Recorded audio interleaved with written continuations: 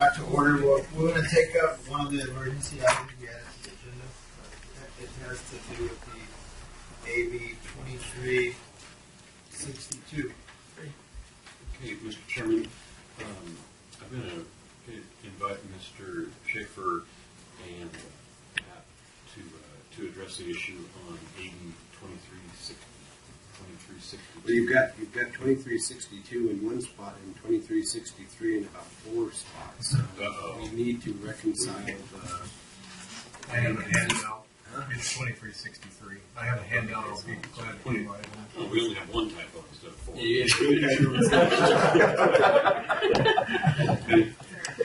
Okay. Yeah. Just with correction, we'll take up the emergency item AB 2363. Thanks. Good morning, members of the board, staff, and the public here today.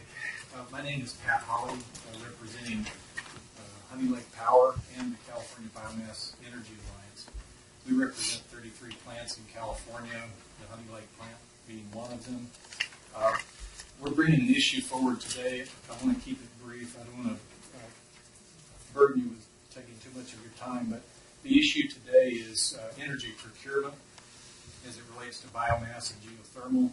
For years, we've had an uneven playing field with the investor-owned utilities not having any requirement to evaluate all of the attributes of a plant's generation, including local jobs, forest health, reduction in forest fire hazard, all of these other attributes, reduction in greenhouse gas emissions. They're not required to evaluate those when they look at bids for new power. As a result, we have not been selected. Geothermal nor biomass have been selected in any major procurements in the last 5 years. So we seek to correct this. Our own Lassen County, Brian Dolly, has brought a bill forward called AB 2363. Basically, energy diversity is the goal of the bill, to require utilities during the process to evaluate these other values, local jobs, benefits to the community, tax base, all of the infrastructure here in California for renewable power. The bill is AB 2363, and we're seeking your support today in pretty short notice. We apologize for the short notice. The bill had to be registered last week sometime. It was. It's going to committee. It's going to the Utilities and Commerce Committee in Sacramento Monday. So we are seeking your support, and if you have any questions, we'd be glad to take them, and thank you for taking a few minutes today. I do have a handout that has some more detail on the I'll probably have some questions after I read the handout. Sure.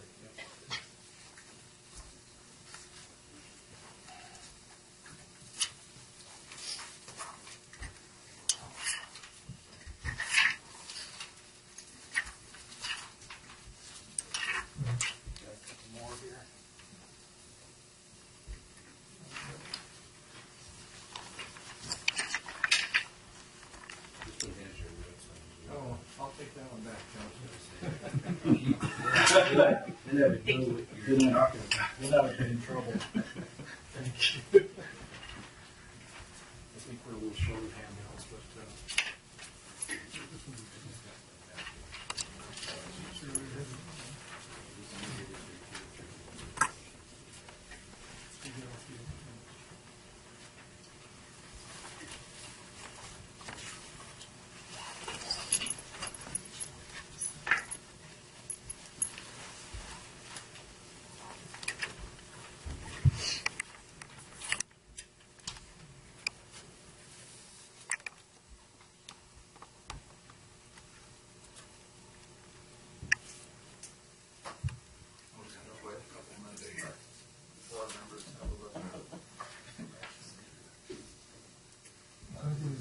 Sure. Supervisor. Thank you. So Pat, on this here, what's the deal on this is, so when somebody goes to bid the electricity, it's a bid process and it's all based on a point value, or is it a price structure? I mean, how does that? fundamentally, it's a structure based on providing renewable power, and then cost is one of the key factors. But no other factors, other ancillary benefits of the energy project are considered. One of the problems that we run into is grid stability. The utilities can procure solar and peak their generation in the middle of the day from 10 a.m. to 5 p.m. But they have to go out and secure power for the other hours of the day. And it makes for a very unstable system. It's leading to some disruptions in the market, and it's going to grow worse in the future years. So this is going to give you an increased stability, contract stability, Right? as well as an increased price. No, not increased price for what we're paying, for what we're being paid. We're just seeking to be on a level playing field so that when they evaluate all of the underlying attributes of a project, that they're all considered in the procurement process. Right now, the favored technology is solar. Regardless of its price, regardless of its attributes, they're just procuring it because it's zero emissions. And that is true. You have to give them credit for that. But it does not support the system very well. It's uneven generation on a daily basis. Our system has always run very stably because we have plants running in what we call base load mode, where they're running 24/7, 365 days a year, except for a few outage days. So we provide voltage support, especially here in Lassen County. If our plant goes offline, our voltage drops in this area, so it's a significant factor. We've lost 5 plants in the last few years because of this procurement policy. Mount Lassen Power is another good example. We lost that plant because they couldn't get enough in the energy rate to make it economical to run. So we lost the energy resource, lost all the jobs, all the tax revenue, and that's going on all over the state.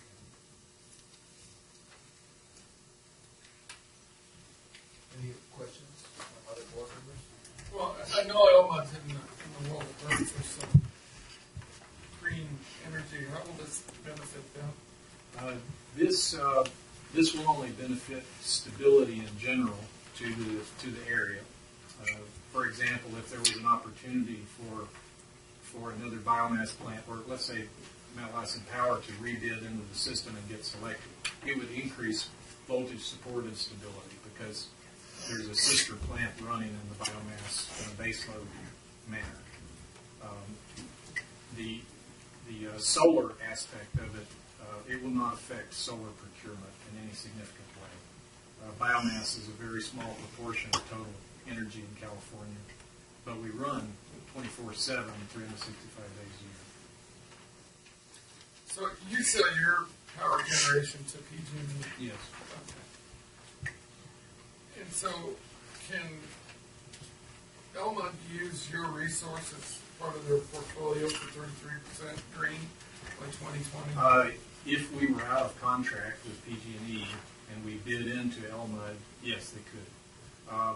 We are bidding a small solar project to take a small percentage of Elmud's renewable needs, but it will only operate during the 10 to 5 time frame. But it provides them megawatt hours that are much needed for their meeting the renewable standards. Thank you very much. Thank you, gentlemen. Thank you. Any public comment on this topic? Okay, so the requested action is to support the letter of support. I would move that. I mean, we're Lassen County. I mean, that's what we are. I mean, we have all these the juniper encroachment around here. We have these forests around here that need management, and we keep losing tools. And we just spoke to one. I mean, we lost one over there in Bergen, not Lassen Power, and we don't need to lose another tool that we have here, another asset we have here. I support this 100%. I would move approval. We read the letter of support. Thank you. Okay. It's been moved and seconded. All those in favor, say aye. Aye. Chair votes aye. Okay. Thank you. All righty. Good comments there. Thank you, John. Thank you guys. Okay, let's move on to 10:30 time certain item D5.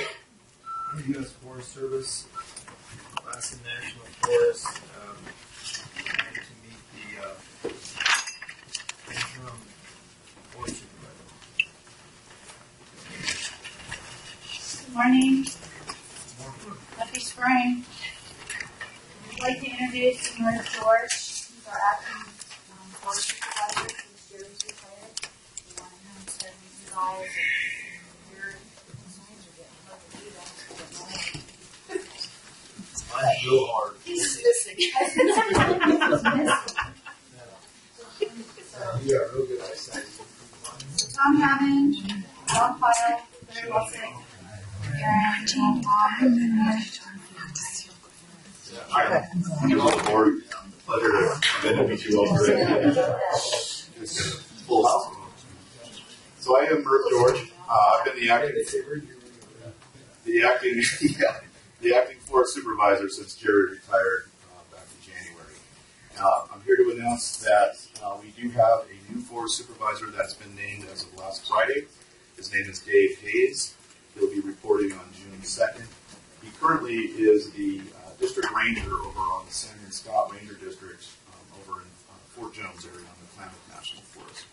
So he's from the north part of the state, and he'll be coming and joining the Lassen here in June 2nd. I've been here since January, so I apologize for not getting a chance to come in and meet you all earlier. Enjoyed my time here in Susanville. Before my acting assignment here, I'm currently the deputy forest supervisor over on the Six Rivers National Forest over in Eureka. I'm born and raised in the north part of California, so I know the North State pretty well. And so in the past, though, only had a chance to come through Susanville on my way to Reno. So it was nice to be able to come and hang out for 4 months and learn some of the issues and work with the employees and the communities. So just wanted to come, introduce myself, give you some of the updates that's going on with the agency, including announcing Dave Hayes' arrival. The employees are pretty happy with the fact that they're going to get a new forest supervisor, and it only took relatively 6 months to have that happen. A lot of stuff going on in the Lassen, and including personnel changes, some statistics that I want to show up and share with you all. So the Forest Service, in California, we have over 6,000 employees, 18 national forests. We have 5 out of 10 employees are eligible for retirement in the next 2 years. At the leadership ranks of the GS-12 and higher, we have 7 out of 10 folks that will be eligible for retirement in the leadership ranks. So the take-home and the message here is that we're going to have a lot of changes in the agency coming in the next couple of years. There's already a lot of changes going on now, but you're going to start seeing a lot of opportunities as well for employment. I know that here on the Lassen National Forest, we have a lot of opportunities to interact with our communities that we serve. I know that many of your constituents are very interested in the work that we do. In this region, the Lassen National Forest is still seen as a producing forest in terms of veg management. I know that historical numbers with QLG and other things going away, we're sort of trying to find ourselves in what our niche is going to be in the future. But it's still very much a priority for us in our agency. We're trying to reduce the risk of wildfires. I do know that we are anticipating a fully active season this coming year. The fact that we already had a large event in January speaks volumes to some changes that have been unprecedented. I know myself, when I'm traveling home on the weekends, traveling at 6,000 feet and not seeing a whole lot of snow, that's something that's very concerning. One interesting fact about the Forest Service as well is in the business of water. 60% of California's drinking water originates on lands that are administered by the Forest Service. And so when we don't have the snowpack, not only are we concerned about the wildfires, but we're also concerned about the drinking water and also the water used for cattle grazing and other purposes. So a lot of stuff going on. Just wanted to make sure that I gave you some of those highlights. We also got some interesting projects that are coming up. I asked Heidi to give a briefing on the RAC proposals that we have and the RAC projects coming up for this year. Those are also very of interest to your constituents as well. And next month, if we can, I'd also like to have the Fire Management Officer, Sue Rocha, come over and give you more of an in-depth look into the upcoming fire season. So at the present, we're ramping up as best we can, getting our temporary staffing and our permanent staffing up to be able to address the upcoming fire season as well as the field season. So we're full steam ahead right now trying to get our staffs up. So with that, I'd like to turn it back over to Heidi to give some of the practical proposals. So one of the, so the story fire impacted a large landscape over on the Almond district, as you're aware. One of the things that has been given to us as a mandate from our regional forester, Randy Moore, is that we utilize the funding, which is approximately $30 million, to go back into the restoration of that fire footprint in the next 3 years. And so we realize that the Forest Service just does not have the capacity to do all that work. So we're going to be relying on a lot of our local communities. We're going to be relying on a lot of contractors, a lot of folks that are going to be engaged in helping in that process. So we see some employment opportunities coming up in this regard, and we're preparing ourselves for that. So we've asked our district ranger, Kathleen Nelson, to become more engaged. We've asked our budget people as well as our acquisitions and contracting people to start ramping up so that we can handle that workload, because there's going to be a lot of work going on in that area in the next 3 years. So I just wanted to kind of share that as well.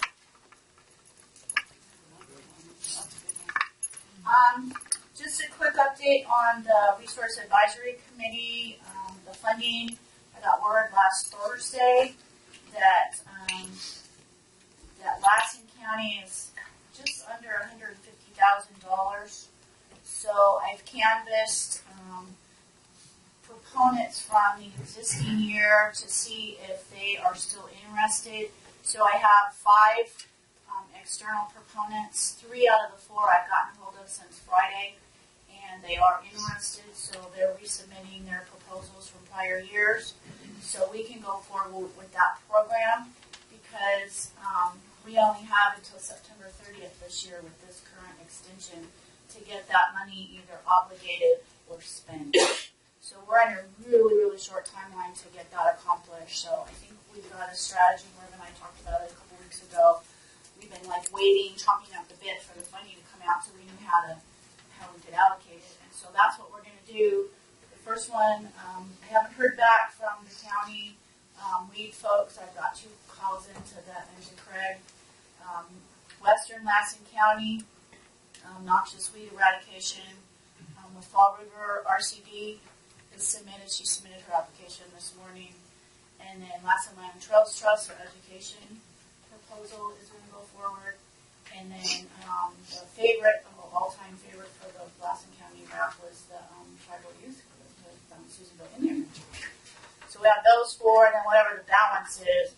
Right now I'm looking at a little bit over $6,000. We'll do an internal Pine Creek project that's been ongoing for many years. So we're going to have some money spread around the county with those projects. So just wanted to give you an update on those. And like I said, we've got to get everything obligated so we can protect the money by September 30th. So that's our strategy.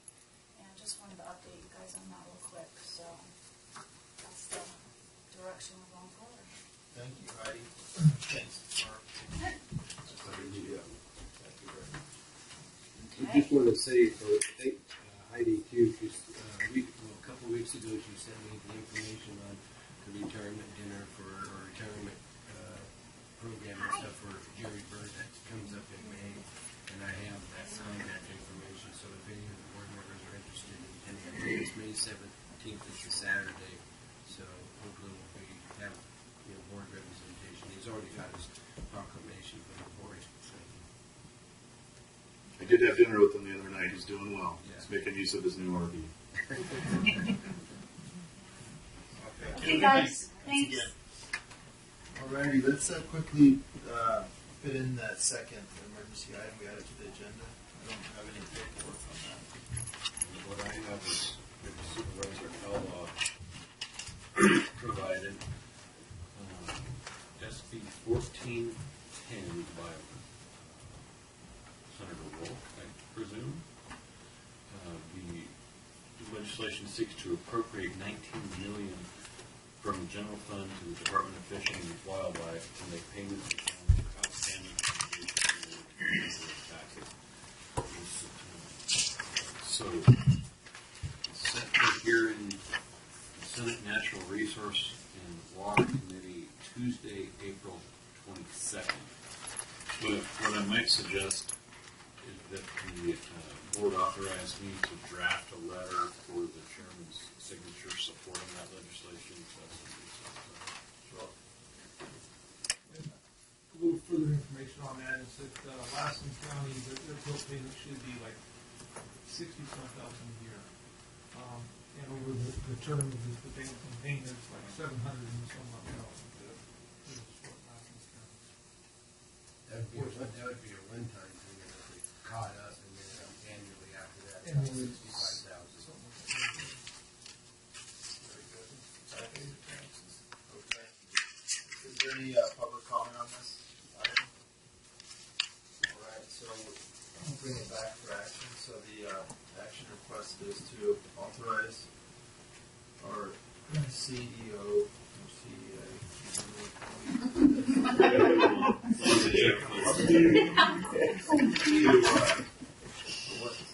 draft a letter of support. Senate bill, whatever the number is. Okay. And have the chairman sign it, and I would move that. Very good, thank you. Okay. All right, it's been moved and seconded. All those in favor Who was the say aye. second? Aye. Chair votes aye. Okay, thank you. Thanks, Aaron. Bring that up. Okay, without further ado, we'll. We need some more. We need a proclamation. Mr. Chairman, I'd move that we adopt a proclamation that was hastily put together. I was inundated with some stuff on Friday. I did the best I could with the material I had to work with for Maria Carl Mango. You did a fine job with the material you had to work with. Kind of mishmashed together, so it's all good. Yeah. Okay. I think it's designed to try to make her cry. Last week. We can do that. Last week you got her flowers. This week she gets the flowery words. Okay. So, alrighty. So it's been moved and seconded. All those in favor say aye. Aye. Chair votes aye. So, The staff wrote all the words. I just had to rearrange them. and so when will we know? Well, I should have, the gals across the hall, but never made it across the hall, so after you give it to her, take it back and we'll get it right around the class. You just keep having me come back up here. You know, you can have it before you leave the building. Well, thank you. Thanks. Congratulations. So, personally, I'm so proud of what you've accomplished in such a short time. You've been a tremendous asset to the county, big time. Big time. Right. Proclamation in honor of Maria Colamango. Did you say Bryce? There's a change, yeah.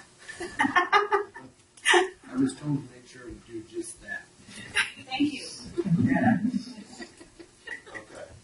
On her retirement as Director of Children's Services, for the Child Support Services and Family and Child Protective Services, whereas Maria Colamango, is it Colamango?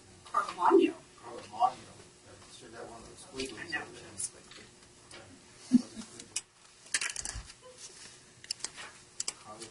Carlavagno. Say it all together. Carlavagno. I got it before I left.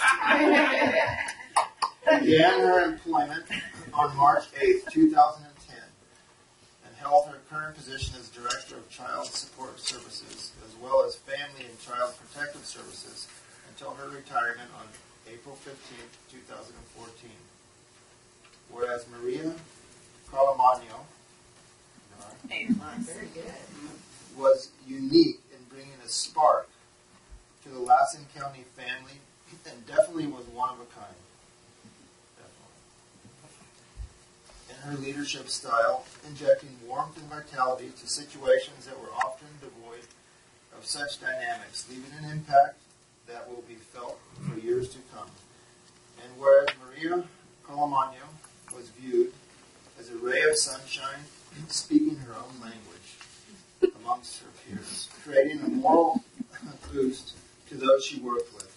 She was a fearless leader with an open mind and a giant heart, and willingly took the difficult task of managing the Family and Child Protective Services program in the county.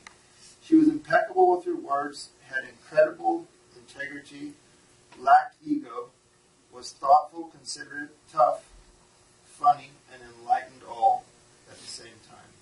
And whereas Maria Calamano has led her workforce in the child support services to being recognized as one of the top 10 counties in the state of California in 2013. And now therefore be resolved by the Board of Supervisors of the County of Lassen that Maria Calamano be commended for 4 years of service to the citizens of Lassen County, and that the Board of Supervisors wishes her well for many years to come.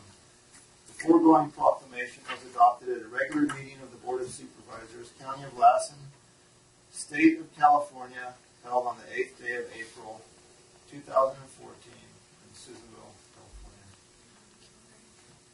Maria, I mean, you know, there's the position and job and the uniqueness and and all that goes with the position of government that you handle and the delicacy of and the importance of the children and you know what the impacts of it's done incorrectly to correctly, and just how you've got it straight in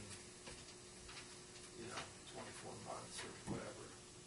It's just unbelievable. And I know it's with a team effort, but you certainly were leading the team. All there. And I don't mean to diminish any of the help you had, but you know, you made it happen, and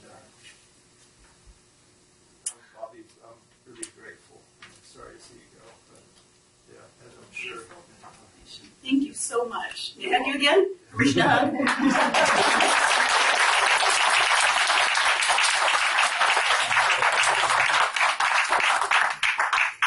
Sure, Bob has something to say. He's not here. What? You did a great job, and a lot of respect for you. I'm sorry to see you. Thank you, Bob. It's quite mutual. And all those words on there were true, all at once.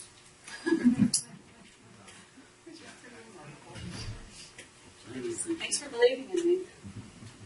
What a journey it's been. I wish you the best of luck going forward. Thank you. And why don't you include a piece of paper or put something else to it, and let that go across the hall and get it down there. Team? I had a feeling. I had a feeling. Yeah. Yes, Mom.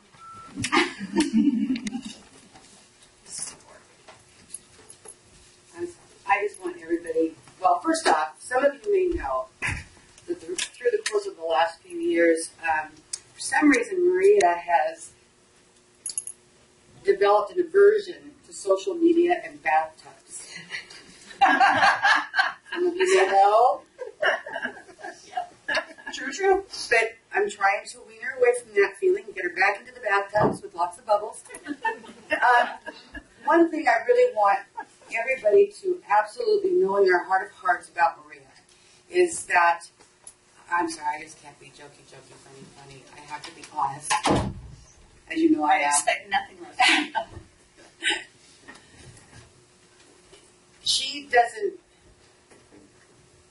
know you. She knows you. She takes an interest in everyone she meets. She remembers everything. And how could she if she didn't take an interest? And she truly takes an interest in humankind, what makes us tick, and how we're all different. And it's okay that we're not all the same. She doesn't want us to be all the same. And she's like a chameleon. She's able to morph herself and get along with people that might be totally different than she is. But she would never know. You know. She truly loves most everybody she meets. She did have a name change, so.